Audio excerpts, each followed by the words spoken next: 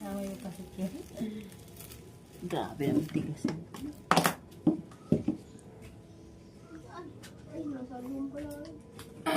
Balik ka rin mo. Doon sa may pangalan para ano. Alam ba, ano sa likod yung mga grabe na balot na balot. Wala mo pala yan. Ha? Ay, mga pala yun. Tunay yan kasi may ano pa yan eh. May ayan natin mo. Diba? Flat lang siya kaya hindi siya parang buo na ano. Pero may ano yun siya. Tingnan mo may lagayan pa. Pero parang bato yung laman. Sabi kasi nila mama yung box daw yun.